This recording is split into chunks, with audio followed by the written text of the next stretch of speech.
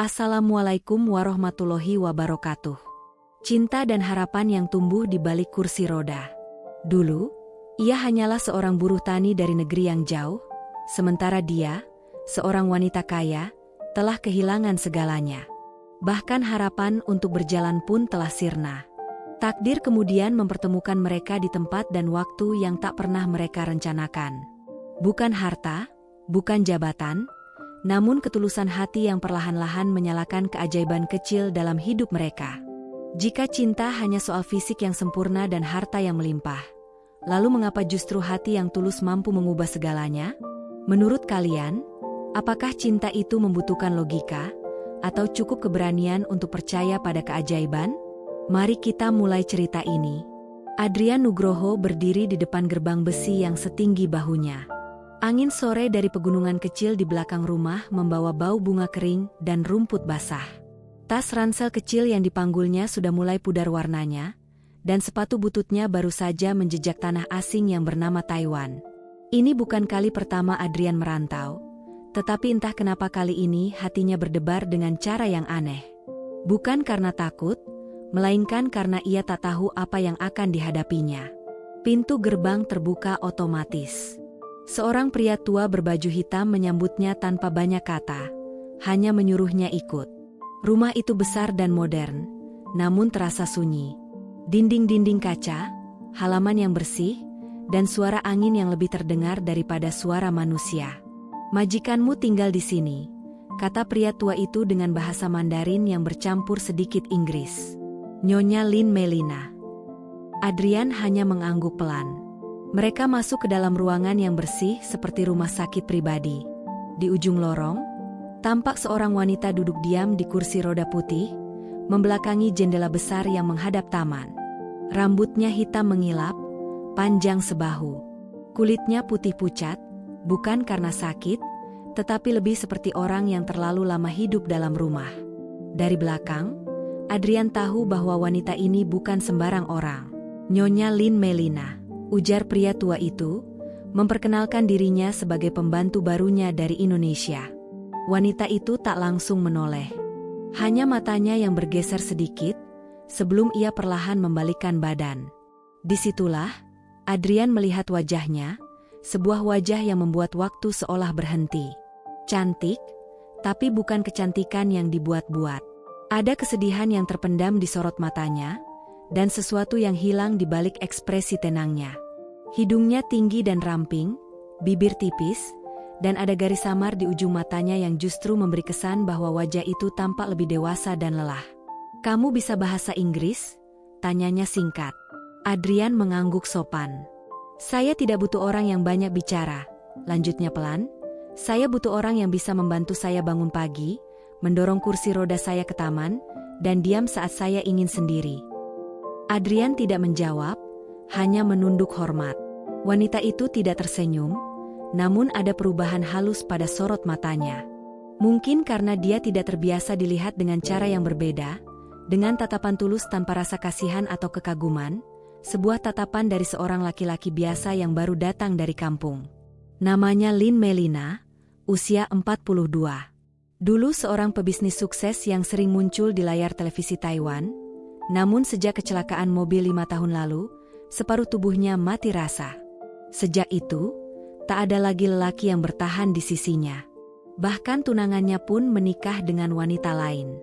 Kini, Melina hanya hidup dengan seorang pengurus rumah dan seorang terapis, dan kini, Adrian. Saat matahari sore merambat masuk melalui jendela besar, Melina memejamkan matanya sebentar. Mungkin ia tak sadar bahwa hari ini, hidupnya akan mulai berubah. Hari pertama kerja Adrian dimulai lebih pagi dari siapapun. Udara Taiwan lebih dingin daripada di Pacitan, namun ia tetap mandi dengan air biasa. Wajahnya polos, rambut disisir seadanya, dan kemeja biru muda yang dikenakannya sudah rapi meski sedikit kusut. Ia duduk sendiri di dapur, sarapan roti isi telur yang tak begitu ia suka, namun dimakan juga karena lapar. Sekitar pukul 7, suara roda pelan terdengar dari ujung lorong. Melina sudah duduk di kursi rodanya, mengenakan cardigan tipis di atas tank top putih yang membentuk lekuk tubuhnya secara samar. Rambutnya diikat rapi, wajahnya bersih, tapi dingin. "Siap ke taman?" tanya Melina pelan, tanpa menatap.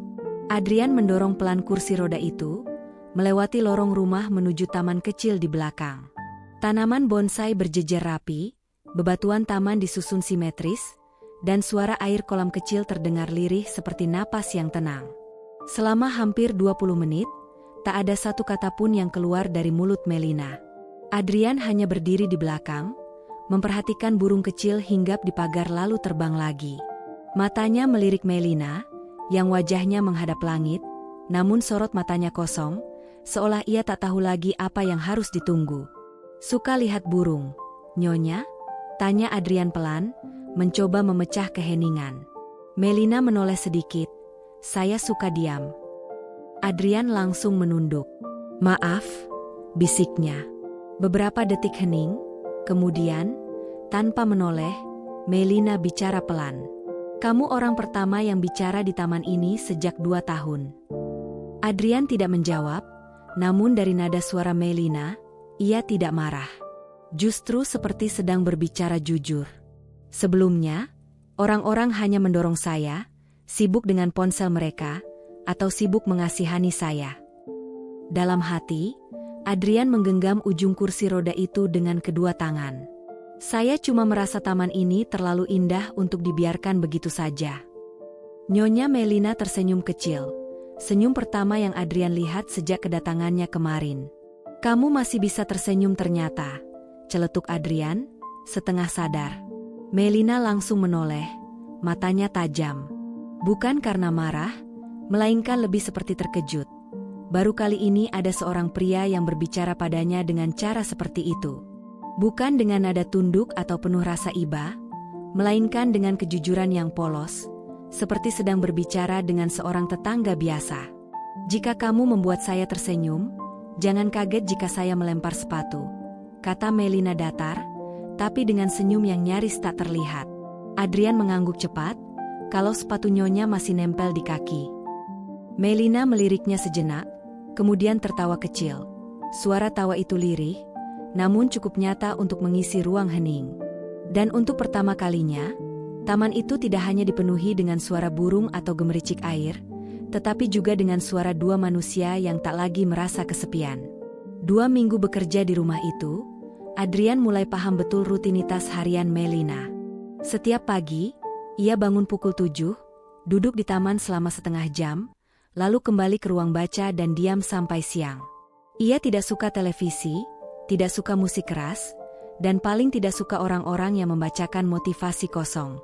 Adrian tetap seperti biasa, tenang dan tidak banyak bicara, tetapi selalu ada, selalu siap. Sore itu, hujan turun begitu deras. Langit kelabu, udara semakin dingin. Adrian berdiri di balik kaca ruang baca, menatap air hujan yang menetes perlahan dari daun anggrek di teras. Melina duduk tidak jauh darinya, membaca buku dengan selimut tipis di kakinya. Tiba-tiba, ia menutup bukunya dan berkata, "Kamu dapat berapa dari agensi?" Adrian menoleh, agak terkejut. "Maaf, Nyonya." "Gaji per bulan?" Melina mengulang. 14 juta, setelah potong makan dan penginapan, jawab Adrian jujur. Melina menatap keluar jendela, hening sejenak.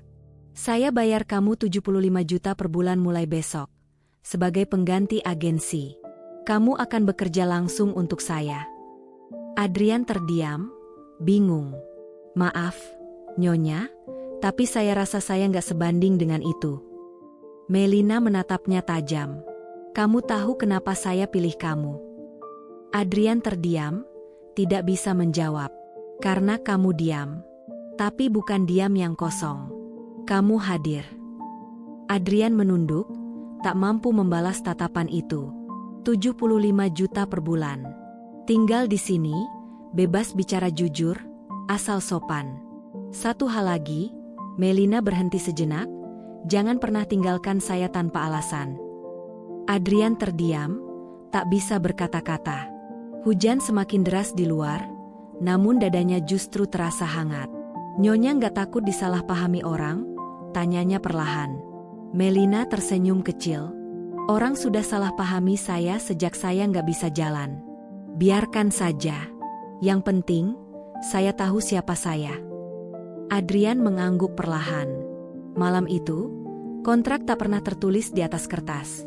Tetapi jari Adrian yang menggenggam gagang kursi roda dengan tenang adalah persetujuan yang paling tulus. Sejak hari itu, bukan hanya hujan yang turun, tetapi juga perasaan yang tak bernama yang perlahan turun ke dalam hati mereka. Malam itu, meskipun hujan tidak turun lagi, langit tetap mendung. Seperti hati yang tak tahu harus cerah atau mendung, namun tetap melangkah tanpa keluhan. Melina duduk di taman dengan sweater abu-abu tipis yang menutupi setengah lengannya. Udara sore memang sejuk, namun tidak membuatnya menggigil. Kehadiran Adrian telah memberinya lapisan hangat yang tak tampak. Bukan selimut, tetapi kehadirannya yang tenang, yang selalu ada. Adrian duduk di bangku taman, tak jauh dari kursi roda Melina. Di tangannya, ada pisau kecil dan sebilah kayu yang ia ukir dengan pelan, tanpa menjelaskan apa yang sedang ia buat. "Kamu bisa mengukir?" tanya Melina lirih. "Belajar waktu kecil, biar nggak terus-terusan main ke sawah," jawab Adrian sambil tersenyum. Melina memiringkan kepalanya, kemudian berkata, "Kamu orang pertama yang bisa bikin taman ini terasa hidup." Adrian tidak menoleh, tapi dari cara ia menahan senyum, ia tahu bahwa kalimat itu bukan sekadar basa-basi. "Kamu nggak merasa aneh bekerja sama perempuan yang nggak bisa berdiri?" tanya Melina tiba-tiba. Adrian berhenti mengukir, lalu menjawab dengan tenang, "Saya bekerja untuk manusia, bukan untuk kaki." Kalimat itu sederhana, namun bagi Melina, itu seperti petir halus yang menyentuh hatinya. Ia sudah terlalu sering dinilai dari tubuhnya, dari kakinya, dari kursi rodanya. Kini, ada seorang pria yang melihatnya sebagai manusia utuh, sebagai seorang wanita, bukan pasien. "Kalau suatu hari saya minta lebih dari sekadar ditemani di taman, kamu takut?" bisik Melina pelan, namun jelas. Adrian menatap matanya dalam-dalam. Setelah beberapa detik, ia menjawab, "Saya takut kalau saya nggak bisa jaga perasaan itu." Melina tidak menjawab, namun tangannya bergerak pelan, menyentuh tangan Adrian sebentar. Lembut, ringan, tapi cukup untuk menggetarkan dunia yang sudah terlalu lama diam.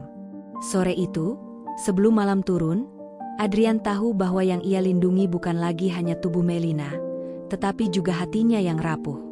Malam itu, dalam kesunyian, udara dari balik jendela kaca besar kamar Melina membawa aroma tanah basah. Hujan sore sudah reda, namun daun-daun masih basah. Lampu gantung berwarna kuning redup memantulkan siluet tubuh Melina yang duduk di pinggir ranjang, bukan di kursi roda. Ia mengenakan gaun tidur tipis berwarna krim, jatuh lembut di bahunya yang putih. Rambutnya tergerai setengah basah, pipinya sembab, sedikit terlihat karena ia baru saja menangis diam-diam saat Adrian membasuh kakinya yang kaku. Bukan karena sakit, tetapi karena hatinya yang baru pertama kali merasa dilayani dengan cinta. "Adrian," bisiknya pelan, "kamu tahu, saya takut cinta." Adrian duduk di karpet, punggungnya bersandar di sisi ranjang. Ia tidak menoleh, hanya mendengarkan. "Saya takut. Karena cinta datang saat saya tak bisa memberikan apa-apa lagi. Kaki saya lumpuh. Saya bukan wanita utuh." Adrian menatap lantai lama, lalu menjawab pelan, "Yang saya lihat utuh itu hati, bukan tubuh." Melina menunduk, air matanya jatuh perlahan. Tanpa suara, Adrian berdiri dan perlahan mendekat, duduk di sampingnya. Tak ada pelukan, tak ada ciuman, hanya kehadirannya yang menemani dalam diam. Melina menoleh, mata yang penuh keraguan itu mengisyaratkan sesuatu yang rapuh, dan tanpa kata, ia menyandarkan kepala ke bahu Adrian. Dalam sunyi malam itu, hanya hembusan nafas yang terdengar, seolah dunia berhenti sejenak. Tak ada kata-kata manis, tak ada janji, hanya tangan Adrian yang dengan lembut menyentuh perut Melina, meluncur naik ke pinggang, kemudian menyelusup ke punggungnya yang hangat, seperti tanah yang digali setelah lama kekeringan. Malam itu, mereka menggali kebersamaan untuk pertama kalinya, tanpa suara yang berlebihan, hanya bisikan nafas dan kulit yang saling mempercayai. Dan keesokan paginya, Sebuah senyum lembut menghiasi wajah Melina dalam tidur yang tenang, sesuatu yang bahkan obat dari dokter pun tak bisa berikan. Sejak malam itu, Melina tidak lagi menyapa Adrian dengan nada formal. Meski ia tetap tenang, tak banyak senyum, tetapi setiap pagi, ada satu pemandangan yang tak berubah. Melina duduk menunggu Adrian dengan secangkir teh jahe hangat di tangannya, bukan karena disuruh, tapi karena keinginannya. Dan Adrian, ia tetap sama, tenang, tak banyak bicara, tapi lebih hati-hati. Jika dulu ia mendorong kursi roda dengan tenang, kini ia melakukannya dengan lembut. Jika dulu ia hanya memandangi Melina yang diam, kini ia duduk di sebelahnya tanpa suara, namun sepenuhnya hadir. Hingga suatu sore, saat langit mulai menguning dan burung kembali ke sarang, Melina berkata lirih, "Boleh bantu saya berdiri sebentar?" Adrian menoleh cepat. "Kaki nyonya." Melina hanya berkata, "Pegang pinggang saya," dan Adrian ragu, tapi perlahan melingkarkan tangannya ke pinggang Melina yang masih penuh kekuatan meski lama tak bergerak. Dengan perlahan, ia membantu Melina berdiri, dan meski tubuhnya gemetar, ia tegak untuk pertama kalinya dalam 5 tahun terakhir. Hanya sebentar, namun cukup untuk membuatnya tertawa kecil, rasanya seperti mimpi. Adrian tersenyum, tak berkata apa-apa, hanya mengangguk, matanya basah tanpa kata. Sejak hari itu, setiap pagi, Adrian membantu Melina berlatih berdiri, tanpa target, tanpa paksaan. Melina pun tidak terburu-buru, ia hanya ingin merasakan hidup kembali. Dan setiap kali ia mampu berdiri 2 detik lebih lama dari kemarin, Adrian hanya berkata, "Saya tahu kamu bisa." Bukan pujian, tetapi pengakuan dan cinta yang tumbuh perlahan, bukan dari kata-kata manis atau rayuan, tetapi dari tangan yang saling menggenggam, memegangi siku, atau menghapus peluh di dahi. Waktu berlalu, dan orang-orang mulai memperhatikan. Terapisnya mulai curiga, tetangganya mulai berbisik, tetapi Melina tak peduli. Ia sudah tidak punya waktu untuk menjelaskan hidupnya kepada mereka yang hanya ingin menonton. Yang penting, di dalam rumah itu, ia tak lagi merasa sendiri. Ia hidup, ia dicintai, dan perlahan ia mulai bisa berdiri tanpa rasa malu. Namun, ada yang aneh sejak 2 hari terakhir. Wajah-wajah di rumah itu semakin diam. Melina tetap berlatih berjalan seperti biasa, tetapi orang-orang di sekitarnya seperti bayangan, lewat tanpa suara. Hingga suatu hari, tepat pukul 9 pagi, seorang pria tua berjas hitam berdiri di pintu kamarnya. "Maaf," katanya, "Tuan rumah mengatur agar Anda pulang ke Indonesia hari ini." Adrian terdiam. "Kenapa?" tanyanya. "Hanya menjalankan perintah." Tanpa sempat mengucapkan selamat tinggal kepada Melina, Adrian dibawa keluar dengan koper kecil dan paspor yang sudah disiapkan. Hatinya kosong. Tak ada air mata, hanya dada yang menahan nafas terlalu lama. Sementara itu, Melina duduk di taman, menunggu Adrian yang tak kunjung datang. Ia bertanya pada pembantu, tapi semua diam. Ketika ia menghubungi nomor Adrian, nomor itu sudah tidak aktif. Ia akhirnya memaksa masuk ke ruang ayahnya, yang membuat langkahnya terseok-seok, dan berteriak, "Kalian pulangkan dia tanpa bilang ke saya." Ayahnya hanya menjawab, "Itu demi nama baik keluarga." Melina menatap tajam, suaranya tetap tenang. "Kalian pikir siapa yang bikin saya bisa berjalan lagi? Siapa yang membuat saya bangun pagi dengan senyum? Bukan terapis, bukan dokter, tapi Adrian. Dia, laki-laki yang saya pilih, dan saya mencintainya." Ibunya mulai menangis, tapi Melina tetap teguh. "Dia bukan hanya dia adalah cintaku." Seminggu kemudian, keluarga Lin terbang ke Indonesia, bukan untuk urusan bisnis, tapi untuk menepati janji batin seorang anak. Di Pacitan, Adrian sedang membantu ayahnya merapikan bengkel kecil saat mobil hitam berhenti di depan rumahnya. Ia tidak percaya, yang turun adalah orang-orang yang dulu mengusirnya. Dan di sore yang teduh itu, ayah Melina menunduk dalam-dalam. "Saya salah," katanya. Tak banyak kata, tak ada upacara mewah. Tetapi beberapa minggu kemudian, di sebuah masjid kecil, Melina berdiri tegak dengan gamis putih, mengucapkan 2 kalimat syahadat, air mata mengalir di pipinya. Bukan karena takut, tetapi karena yakin. 1 bulan setelah ijab kabul di Pacitan, rumah sederhana keluarga Adrian berubah. Bukan karena kemewahan, tetapi karena tawa yang mengisi setiap sudutnya.